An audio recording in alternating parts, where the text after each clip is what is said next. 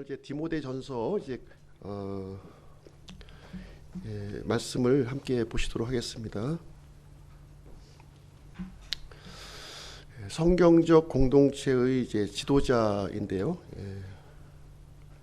이제 목사에 관련된 이제 말씀인데, 이건 뭐 목사에 관련된 말씀이니까 나하고는 뭐 전혀 상관이 없는 말씀이다 이렇게 생각지 마시고, 이 목사에게 요구되는 그런 말씀도 성도들에게 그대로 적용이 되는 겁니다. 다른 말씀이 아니에요. 그래서 본인의 말씀으로 이 말씀을 이제 받아주시면 좋을 것 같고요. 또 교회의 지도자는 하나님께서 어떤 것을 요구하시는가, 그런 것들을 이 시간에 함께 생각해보는 그런 시간이 되었으면 좋겠습니다. 교회에는 이제 두 가지 직무가 있고요. 오늘은 이제 목사에 대해서 같이 살펴보겠습니다. 이 목사의 호칭은 좀 이제 시대에 따라서 이제 변화를 좀 이제 보이고 있고요. 선한 일을 사모하는 사람, 하나님의 그 성품을 이제 소유한 사람, 성숙한 믿음과 행실이 있는 사람이 바로 이제 교회의 지도자라고 이렇게 성경은 말을 하고 있습니다. 뿐만 아니라 예수님은 이런 그 교회 지도자의 본보기가 되어 주셨어요. 그 내용을 하나하나 이제 살펴보겠습니다. 중심 내용은 목사는 모든 것을 내어주고 성도를 섬기는 사람이다 하는 내용이 되겠습니다.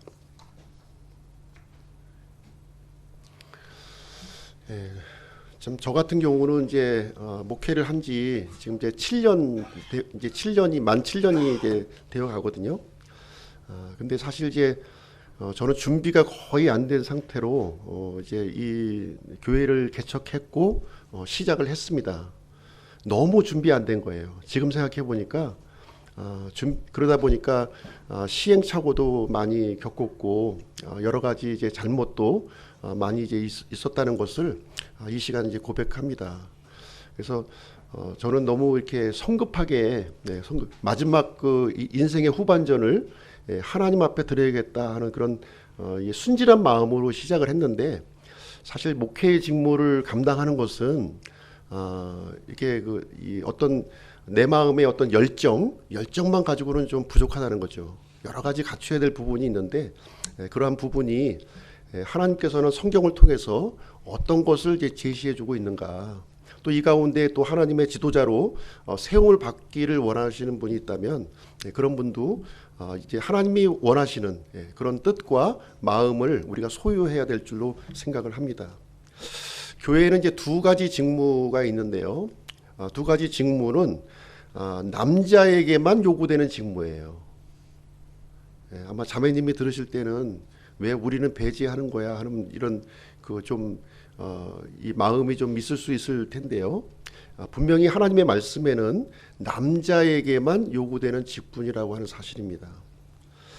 이 목사와 집사는 결코 계급이 아닙니다. 섬기는 직분이에요. 섬기는 직분. 이렇게 다른 사람들을 이렇게 지배하는 계급이 아니라 섬기는 직분이라는 사실입니다. 성경은 절대로 성직자와 평신도를 구분하지 않습니다. 그래서 우리가 평신도 이런 말 많이 하죠. 이것은 성경적인 것이 아니에요. 이것은 이제 천주교의 산물이고요. 성직자와 평신도를 이렇게 구분을 했습니다. 근데 원래 하나님의 말씀에는 이렇게 구분하지 않는다는 사실입니다. 목사는 교회의 지도자예요. 지도자, 리더죠. 리더라는 말이고, 그 다음에 집사는 리더가 아닙니다. 집사를 리더로도 생각하시는 분들이 있는데 리더가 아니라 목사를 돕는 일꾼입니다. 일꾼. 목사를 이렇게 서포터하는 그런 일꾼입니다. 그래서 하나님의 집을 이렇게 섬기기 위해서는 반드시 자격이 필요로 하다는 거예요. 반드시 자격이. 그래서 이 하나님의 섬기는 직무를 감당하기 위해서는 이 남녀 차별을 하는 것은 아니고요. 부부가 함께 참여하는 겁니다. 부부가. 이것이 하나님의 뜻이에요. 그래서 하나님께서 보실 때에는 남편 따로 아내 따로 이렇게 보는 것이 아니라 남편과 아내를 한 유니트로 보고 있는 거예요. 한 유니트로 하나님의 교회를 이렇게 그 섬기는 일을 감당할 것을 성경은 우리에게 가르쳐주고 있습니다. 교회에는 이제 세 구성원이 있는데요. 세 구성원. 빌립보서 1장 1절 말씀에 보게 되면 교회의 세 구성원을 여기서 소개하고 있어요. 처음에 성도들, 그 다음에 감독들, 세 번째로 집사들, 이렇게 해서 세 구성원을 소개하고 있는데요. 이 감독들, 이 목사를 얘기하고 있는 것이죠. 목사와 집사는 성도에 다 포함이 되는 사람이에요. 똑같은 성도입니다.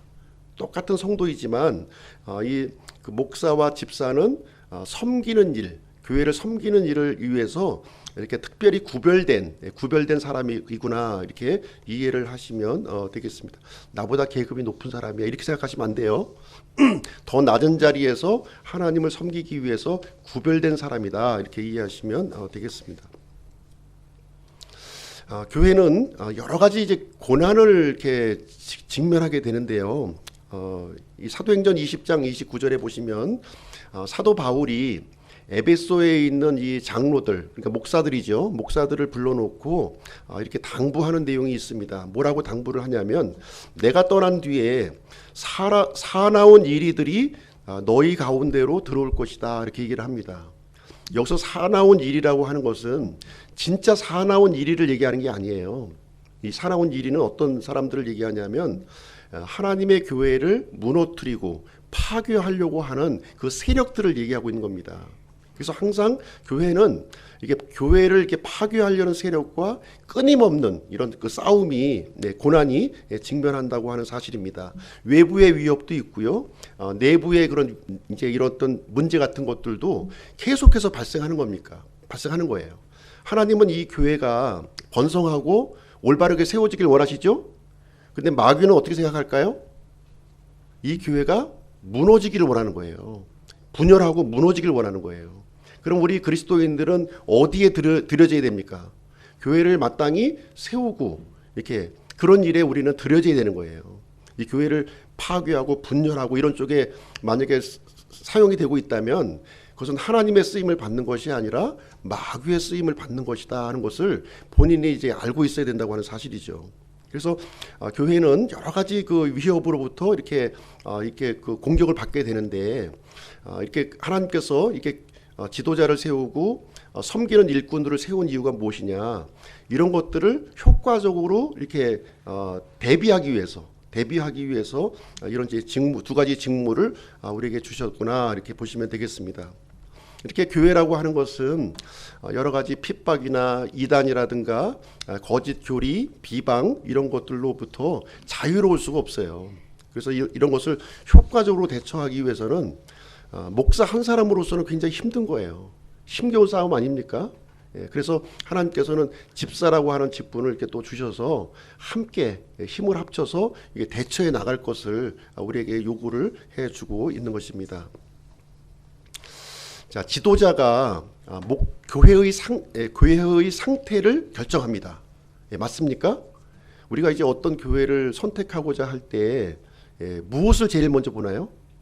그 교회의 지도자가 누군가, 어떤 사람인가 하는 것을 제일 먼저 보는 거예요. 제일 먼저 시금석이라는 것, 시금석. 목사가 어떤 이 생각을 가지고 있느냐 하는 것은 대단히 중요한 겁니다. 그렇죠? 그래서 건강한 지도자가 교회에서는 반드시 세워져야 되는 것이고요. 이 건강한 지도자라고 하는 것은 소명이 분명한 사람, 믿음이 분명한 사람, 말씀이 확고한 사람, 또 긍휼의 마음을 가진 사람이 이 건강한 지도자라고 성경은 우리에게 알려주고 있습니다.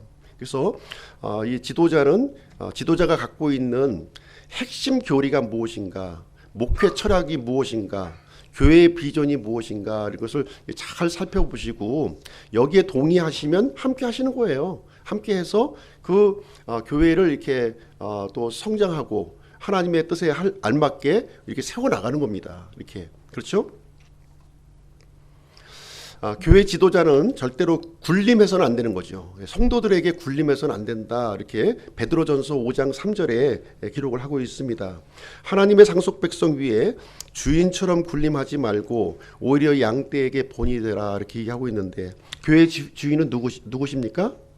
예수님이시죠. 예. 교회 지도자도 예수님께 순종해야 되는 것이고, 또 이 성도님들도 마땅히 예수님에게 순종해야 되는 거예요. 예수님에게. 그래서 이 지도자가 예수님의 뜻과 합당하게 걸었을 때에는 지도자의 말에도 순종하는 겁니다. 사람에게 순종하는 것이 아니라 지도자가 갖고 있는 그 올바른 뜻에 내가 이제 순종을 해 나가는 것입니다. 이것은 나이하고 뭐 어떤 그 경험하고는 상관이 없는 거예요. 이것은 하나님의 뜻이 그 기준이 된다고 하는 사실입니다. 예. 그래서 목사는 절대로 구약의 제사장이 되려고 해서는 안 돼요. 예. 그것은 예수님이 오시면서 이제 구약의 이 제사장 시스템은 완전히 폐해 버리셨고요. 이제는 구원받는 모든 그리스도인들이 하나님의 제사장인 거죠. 그렇죠? 예, 하나님의 제사장. 자꾸 넘어가지. 예, 자동으로 막 넘어가네요. 그래서 이 목사가 구약의 제사장 노릇을 하려고 하는 것은 아직까지 구약 시대에 살고 있구나 이렇게 보시면 되는 거예요. 그래서 목사가 이렇게 가운 입고 나와서 이렇게 하는 모습을 보면 아직까지 구약 시대에 살고 있고 신약 시대에 아직 넘어오지 못했구나 이렇게 보시면 되는 겁니다. 첫 번째로 이제 보실 것은 이제 호칭의 변화인데요. 그 지도자의 호칭이 조금씩 이제 변화가 된 거예요. 성경을 통해서도 우리가 발견할 수가 있는 것이죠. 처음에 이제 그 교회가 처음 생겼을 때 어디서 교회가 처음 생겼나요? 예루살렘에서 오순절날 성령님이 이제 강림하시면서 이 지상교회가 처음으로 이제 생겼는데, 그때는 이제 누구를 중심으로 교회가 생성이 되었냐면 유대인들을 중심으로 이렇게 교회가 세워진 거예요. 유대인들 100% 유대인이었습니다. 그 당시에는 100% 유대인으로 구성이 된 거예요. 그러면 유대인들은 지도자를 어떻게 불렀을까요?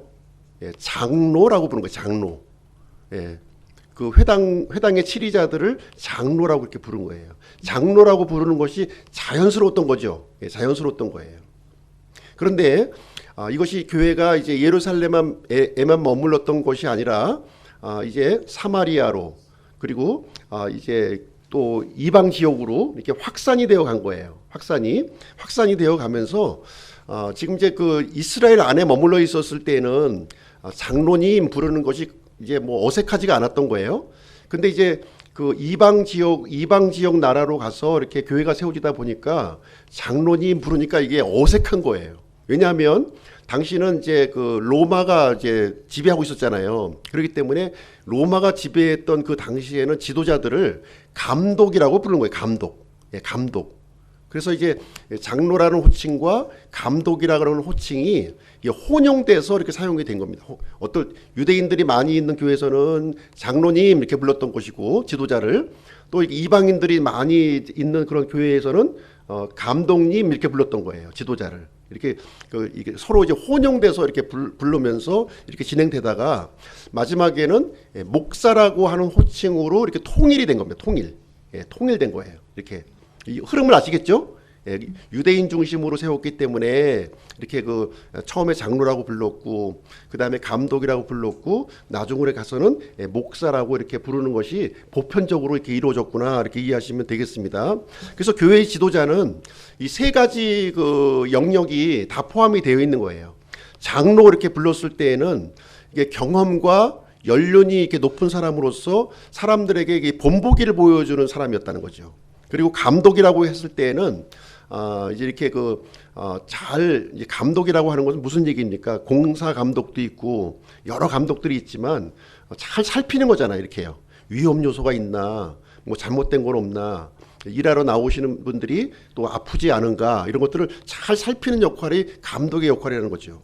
그리고 목사는 영어로 이제 패스터죠. 패스터인데 먹인다는 거예요. 꼴을 먹인다는 뜻을 가지고 있는 거예요. 꼴을 먹인다. 이런 의미를 이제 지도자의 호칭 속에 복합적으로 포함이 되어 있구나 이렇게 보시면 되겠습니다.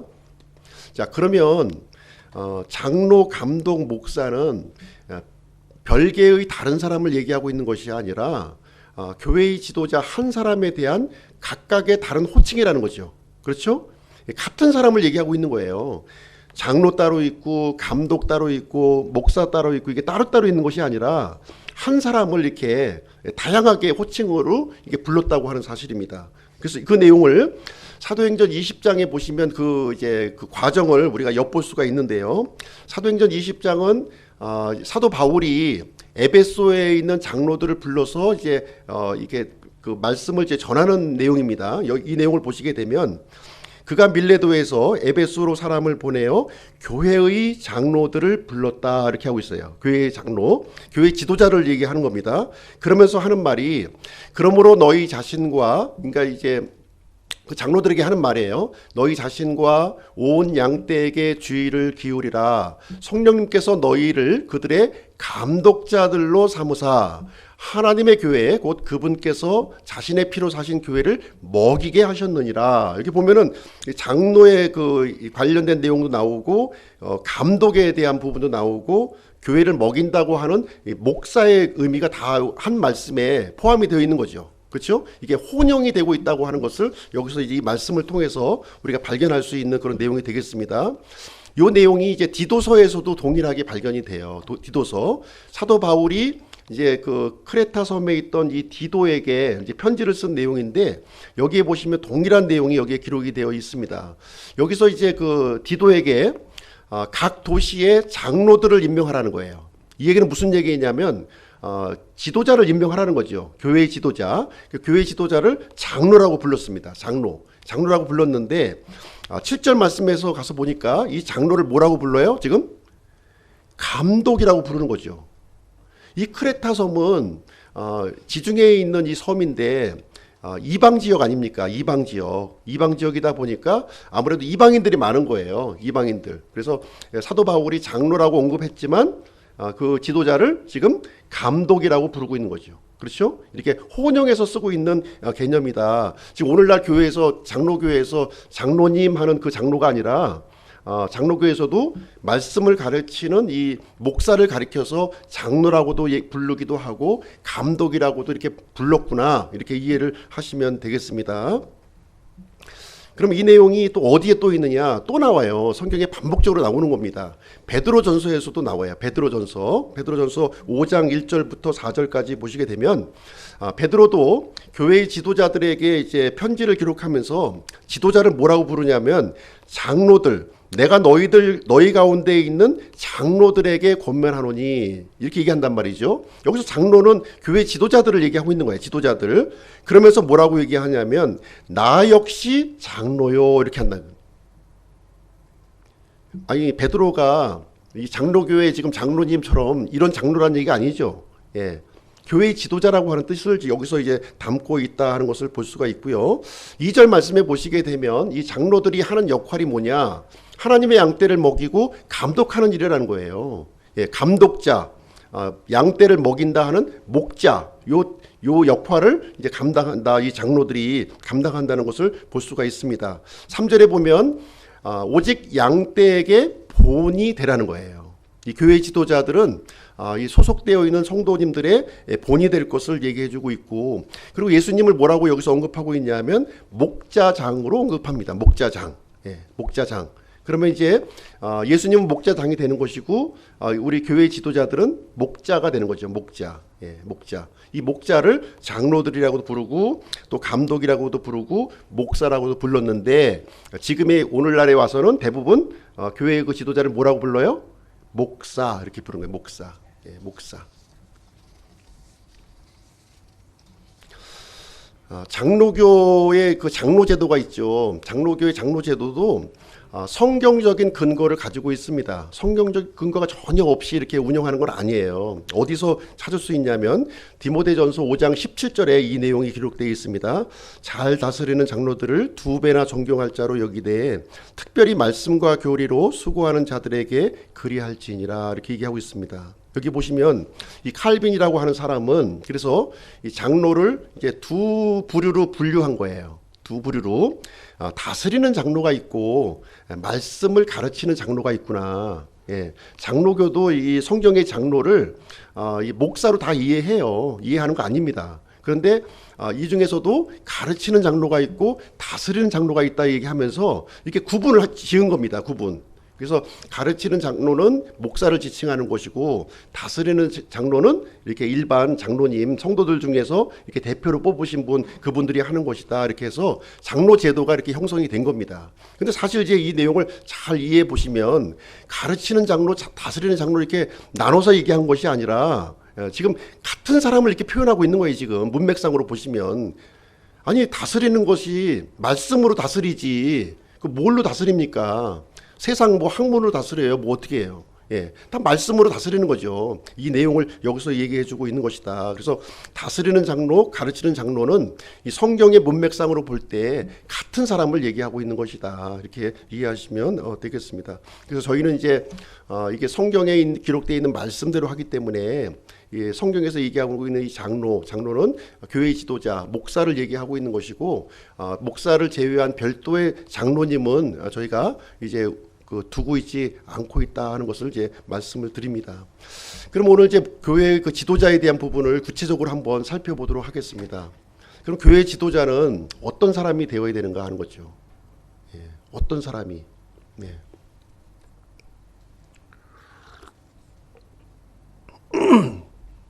교회 지도자는 선한 일을 사모해야 되는 사람이다, 이렇게 하고 있습니다. 오늘 본문 1절 말씀해 보시게 되면 저기 뭐 그 우주에서 날라와서 목사가 되는 게 아니라 성도들 중에서 이렇게 선한 일을 사모하는 사람이 이 목사가 될 수 있다, 이렇게 얘기하고 있습니다.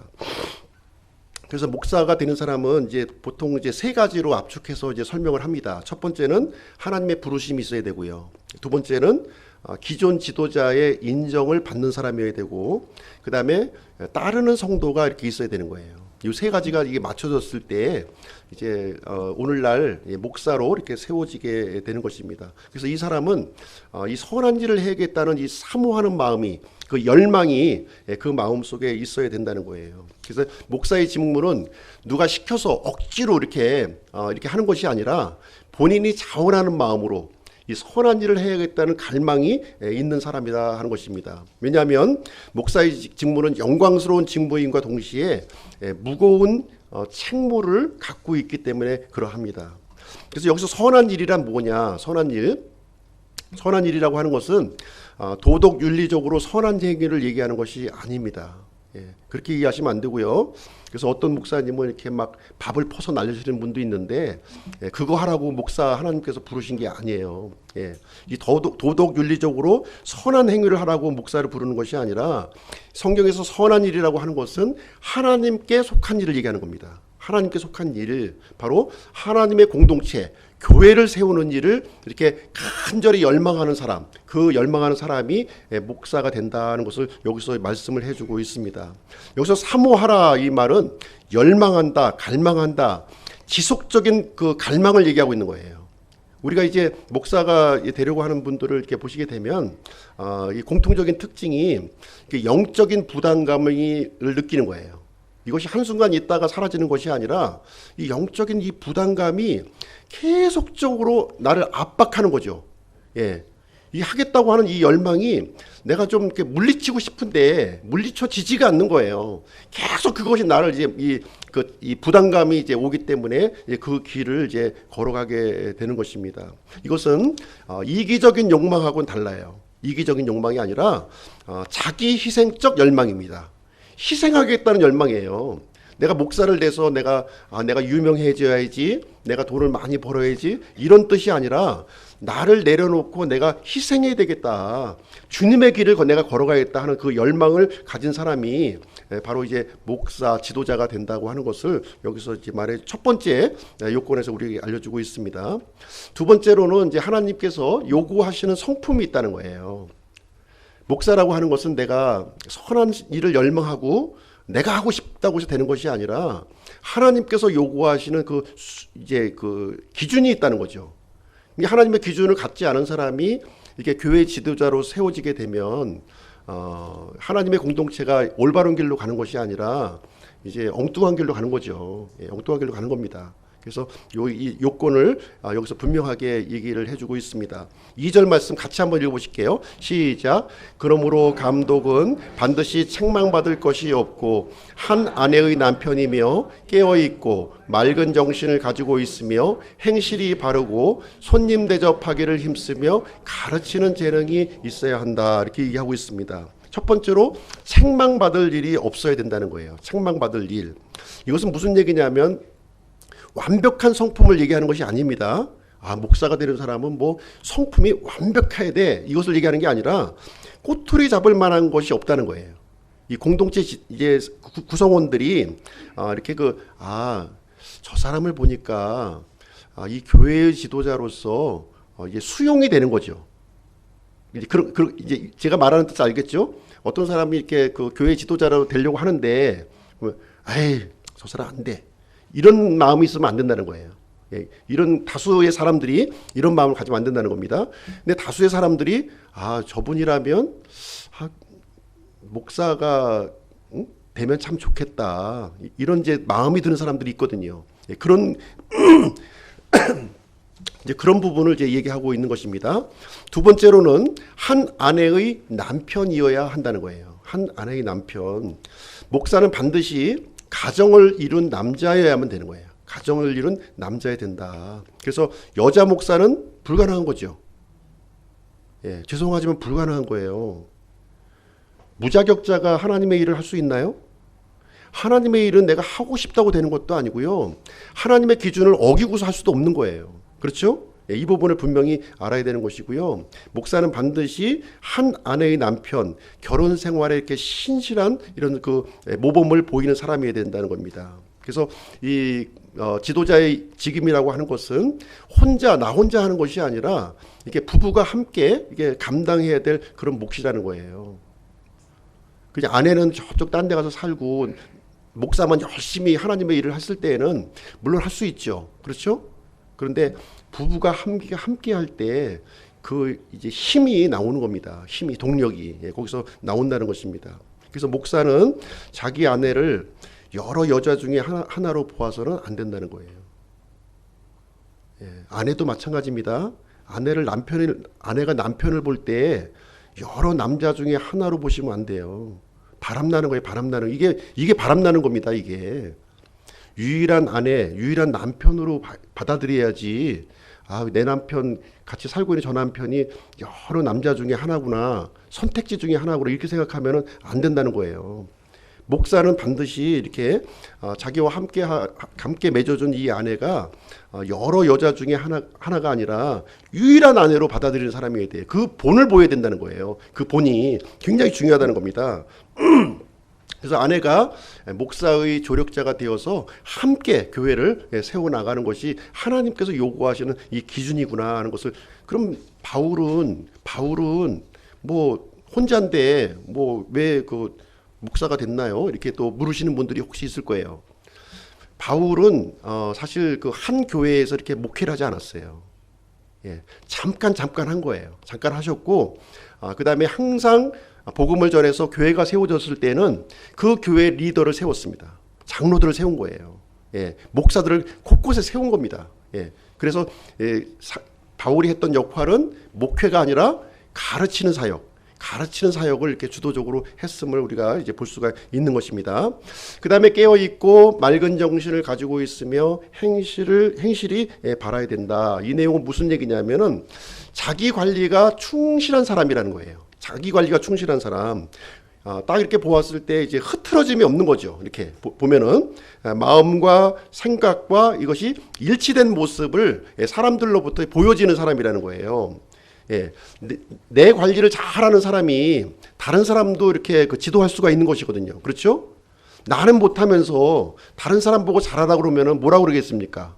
사람들이 너나 잘하세요 그러잖아요. 예. 내가 충분히 이직을 감당하면서 이렇게 다른 사람을 지도해야 되는 것이지, 예, 그냥 해서는 안 된다는 것이죠. 그래서 깨어있고 맑은 정신, 행실이 바라야 된다. 이런 분들이 지도자가 되어야만 이 공동체가 흔들림이 없이 이렇게 세워질 수 있다고 하는 사실입니다.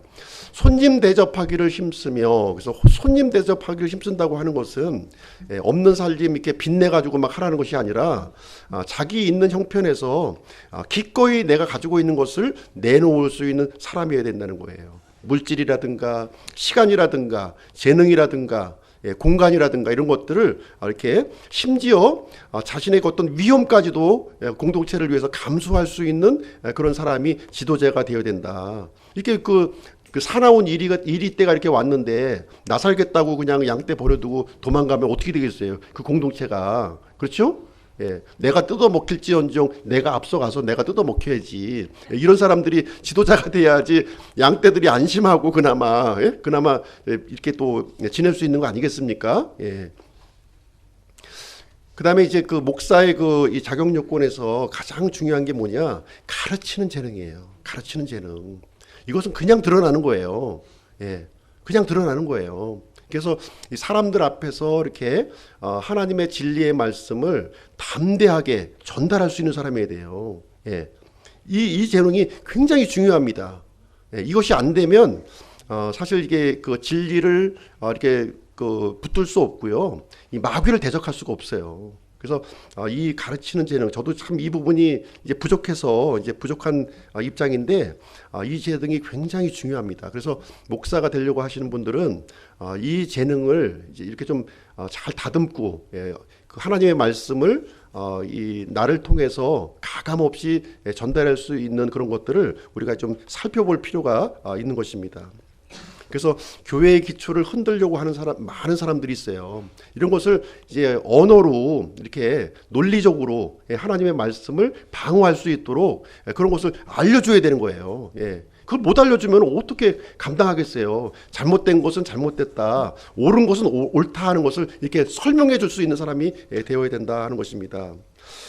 요즘 보면은 이제 유튜브가 통해서 이제 많은 설교가 지금 이제 주어지고 있죠. 그래서 이제 유튜브를 통해서 많은 유익을 이제 얻으시는 분도 있는데, 제가 이제 권면해 드리고 싶은 내용은, 일단 이제, 집밥에 충실하라는 거예요. 집밥. 네. 우리가, 집밥에 충실하셔야 돼요. 한 70%는 집에서 밥을 먹고, 30%는 이제 나가서 먹어야지. 집에서는 밥 안 먹고 전부 외식만 하게 되면, 이 건강이 안 좋아요. 건강이. 영적인 건강도 마찬가지입니다. 영적인 건강도. 이렇게 집밥을 먹게 되면 이 집밥은 조금 외식보다는 빈약할 수 있어요. 솔직히 말씀드려서 빈약할 수밖에 없습니다. 그렇지만 집밥은 굉장히 유용한 거죠. 유용한 겁니다. 안전한 거예요. 안전해요. 외식 좋다고 자꾸 먹어보세요. 거기 뭐 양념 들어가 있죠. 뭐 이상한 거 많이 들어가 있다니까요. 예, 그런 것들이 우리 육신을 상하게 하는 것처럼 우리 영을 상하게 해버린다고요. 영을. 그래서 집밥에 충실하고, 여기서 이제 조금 더 내가 이제 좀 더 부족한 것들을 채워야겠다는 마음에서 외식하는 거 좋은 거예요. 이거는. 예? 근데 집밥은 무시하고 그냥 외식만 가지고 하게 되면은 몸이 망가지는 것처럼 이 영적인 상태도 이게 기형적인 믿음이 될 수 있다는 겁니다. 예. 특정한 부분만 이게 발달이 돼요. 그건 옳은 모습이 아니다 하는 것을 제가 이제 말씀을 드리고요. 그리고 이제 지도자는 하나님의 모든 계획을 가감 없이 이렇게 전달할 수 있는 사람이 된다는 거예요. 유튜브를 보게 되면 특정한 진리의 말씀만 막 전하죠. 나도 마음에 드니까 자꾸 들어가는 거예요. 근데 거기에만 막 심취하게 되면 기형적인 믿음이 되는 거예요. 그래서 우리가 그 믿음 생활을 할 때에는 하나님의 그 전반적인 모든 계획을 우리가 다 들어야지 어떤 한 부분만 취사 선택하면은 아주 이상한 그 이 믿음이 된다고 하는 것입니다. 그래서 사도 바울도 내가 지금까지 회피하지 아니하고 하나님의 모든 계획을 너에게 밝히 이렇게 전달했다, 이렇게 성경에서 말을 해주고 있습니다.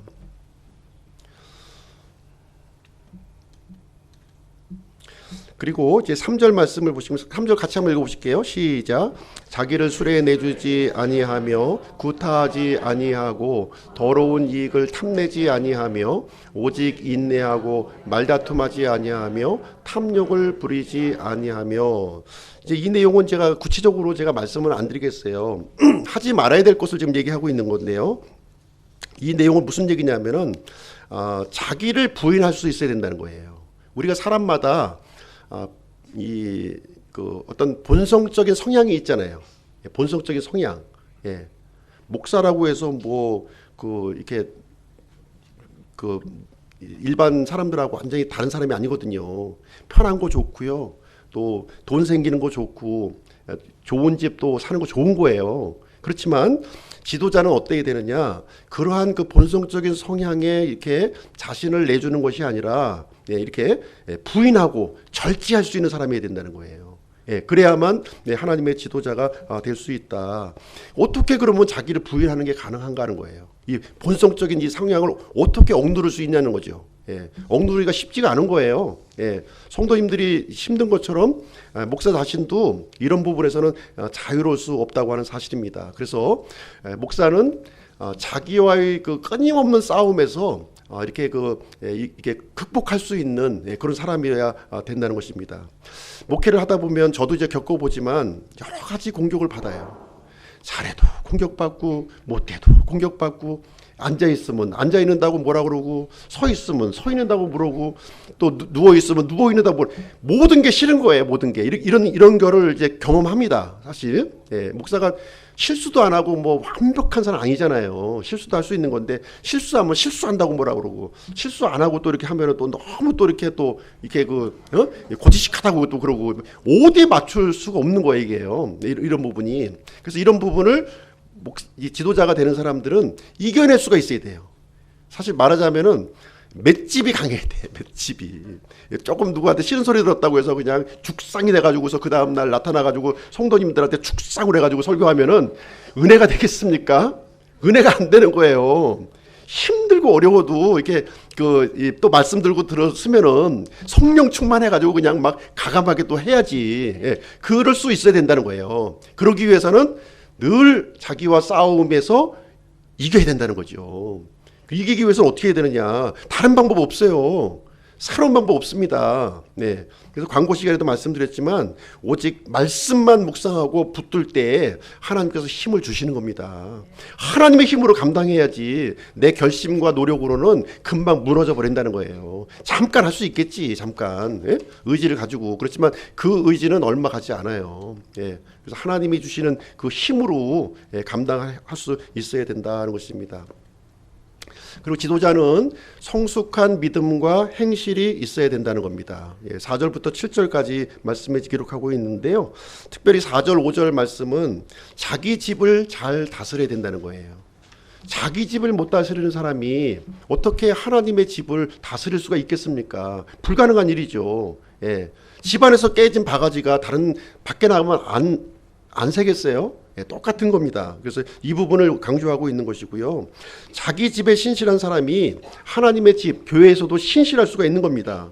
자기 집을 무시하면 하나님의 집에서도 절대로 성공할 수 없음을 여기서 말해주고 있는 것입니다. 그래서 하나님의 이 일이라고 하는 것은 이 가정의 일이 교회의 일로 이렇게 확산되어 가는 것이라는 거예요. 연장선상에 있는 것이지 가정일 따로 뭐 하나님의 일 따로 이렇게 되어 있는 것이 절대로 이제 아니라고 하는 사실을 알 수가 있는 것이고요.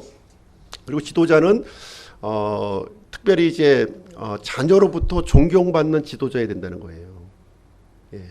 어려운 얘기죠. 어려운 얘기예요. 자기 자녀한테 존경받는 게 진짜 어렵습니다. 이거 뭐 너 나 존경해 지금부터 이렇게 할 수도 없는 거고, 억지로 뭐 막 윽박질러서 존경을 받을 수도 없는 거고 이게 쉽지가 않은 부분입니다. 그래서 지도자의 그 중요한 요건으로 이제 하나님이 이걸 강조하고 있는 거예요. 이 가정 부분을 굉장히 이제 강조하고 있는 것이고요. 이 가정이 굉장히 그 우리가 하나님의 일을 하는 데 있어서 굉장히 중요한 시험장이면서 동시에 훈련장이라는 거예요. 여기서 훈련이 돼야 돼요. 여기서 가정에서 충분히 훈련이 된 상태에서 이게 하나님의 일을 감당해야 될 그것을 우리에게 얘기해 주고 있습니다. 그래서 지도자가 되는 일은 어느 한순간에 이루어질 수 없구나 하는 것을 우리가 알 수가 있는 거예요. 그래서 많은 기간 동안 이렇게 다져지는 그런 부분들이 통해서 이게 세워진다고 하는 것이죠. 이제 어떤 분들 보면은 지도자의 인정도 안 받고 교회 인정도 안 받고 자기 스스로 교회 하겠다는 사람들이 많아요. 예. 근데 그런 것들이 하나님의 질서에 맞는 겁니까? 예. 하나님이 그렇게 일하시나요? 예. 그렇게 일하지 않는다는 거예요. 제가 생각하는 지도자상은 교회 안에서 이렇게 충성되게 이렇게 신실한 모습을 보이고 자기 가정을 맡겨진 이 자기 가정을 이렇게 신실하게 잘 감당하는 사람이 지도자로 준비되고 세워지는 것이다 하는 것을 제가 말씀을 드립니다. 그래서 가정의 모습을 딱 봤을 때 그 모습이 나의 자화상이구나 이렇게 보시면 되는 거예요. 예. 객관화시켜서 한번 보시면 된다는 겁니다.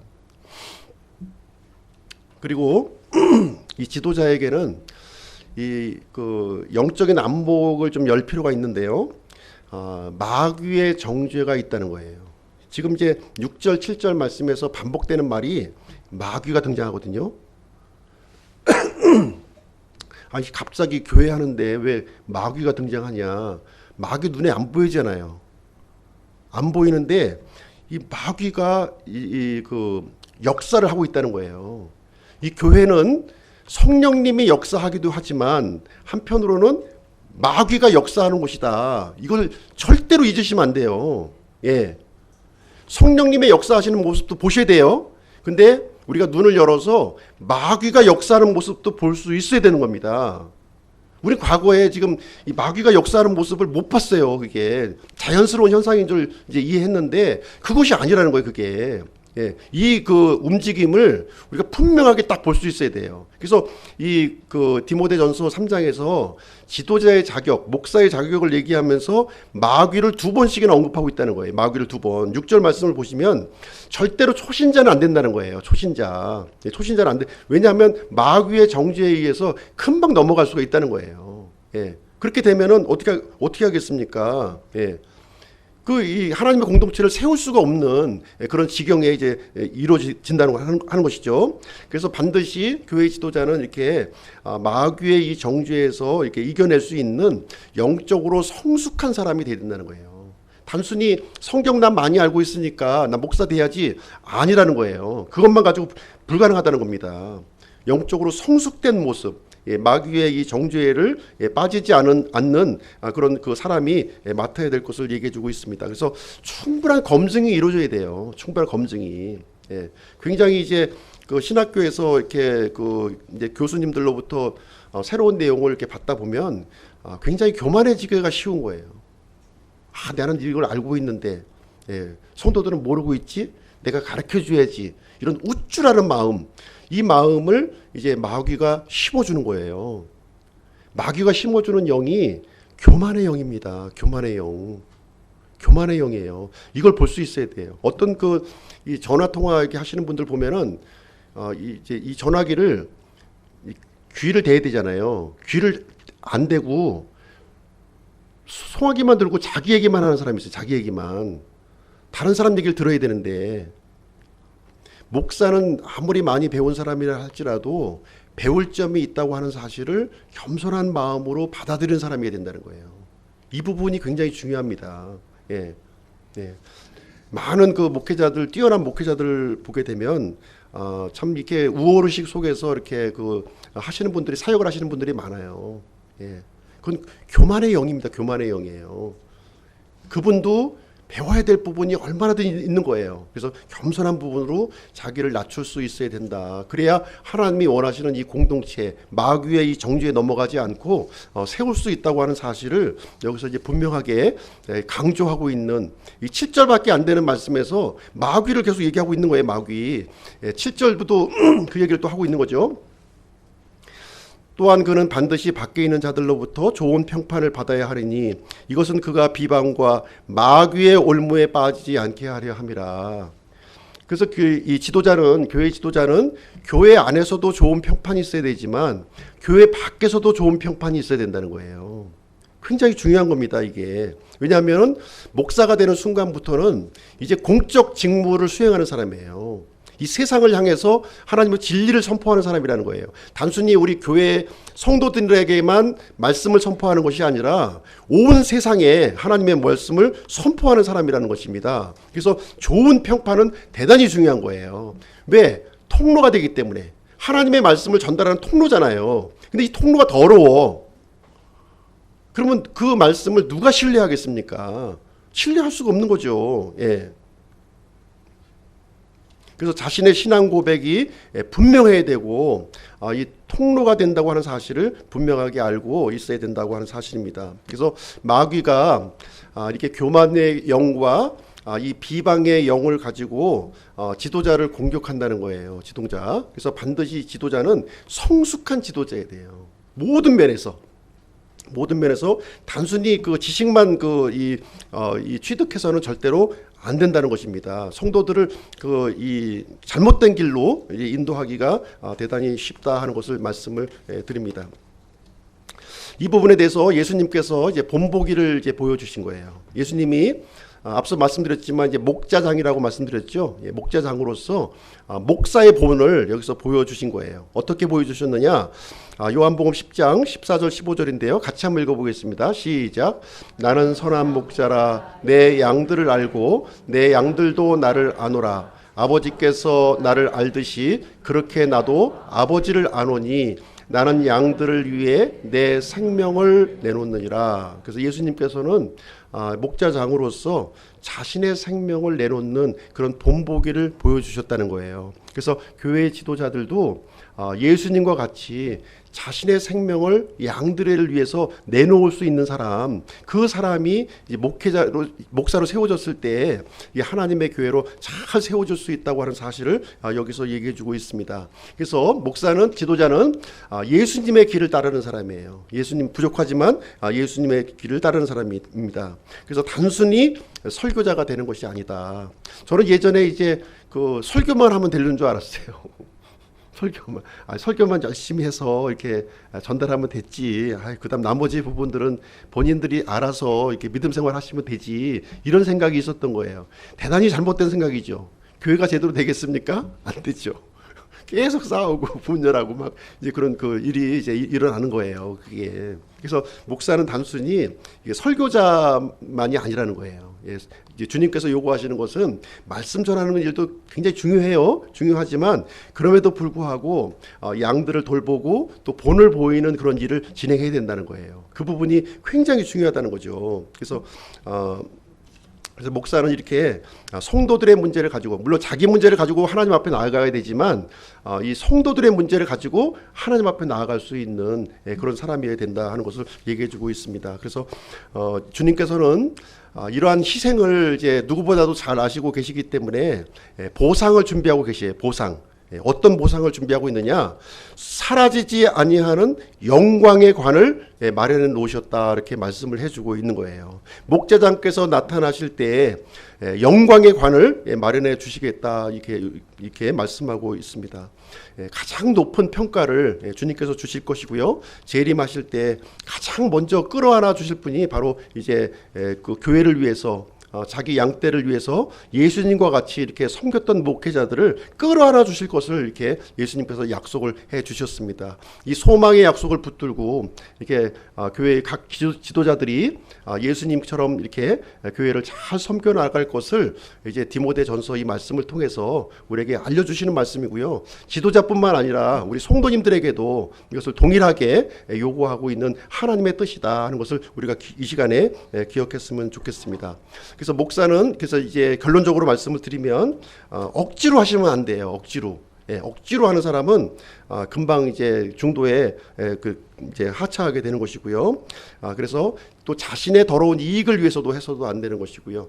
준비된 마음으로 이렇게 주어진 이 소명을 잘 감당해야 될 줄로 생각합니다. 그래서 이 완벽한 그 지도자는 없어요. 이런 사람이 어떻게 하겠어? 이렇게 또 할 수도 있겠지만 완벽한 사람은 없습니다. 주님께서 이 말씀을 통해서 지도자들에게 요구하는 하나님의 마음이 있다는 거예요. 그 마음이 뭐냐? 양떼를 먹이려고 하는 그런 마음이 있는 사람이라는 거예요. 양떼를 내가 먹여야 되겠다. 그리고 양떼를 잘 살피고 돌봐야 되겠다. 그리고 이 사람들을 위해서 이렇게 예수님이 가신 것처럼 좋은 본보기가 내가 보여야 되겠다. 이런 분들이 지도자가 되는 것이기 때문에 이런 마음을 가지면 되는 거예요. 이런 마음, 이런 선한 마음을 가지고 있으면 되는 것입니다. 그래서 목자장이신 예수님의 가르침을 잊지 않고 실행할 그 자진해서 이런 일을 감당할 수 있는 사람이 이제 교회 지도자가 된다, 이렇게 보시면 되겠습니다. 자, 그러면 잠시 기도하는 시간 갖도록 하겠습니다. 하나님의 선한 일을 사모하게 하여 주옵소서. 가정을 바르게 세우게 하여 주옵소서. 균형 잡힌 믿음을 갖게 하여 주옵소서. 성숙한 믿음으로 성장하게 하옵소서. 그리스도의 사랑으로 마음이 넓어지게 하옵소서. 서로 격려하고 회복된 믿음을 갖게 하옵소서. 진리의 말씀 위에서 교회를 세우게 하여 주옵소서. 마귀를 대적하는 성숙한 믿음을 소유하게 하소서. 잠시 기도하는 시간 갖도록 하겠습니다.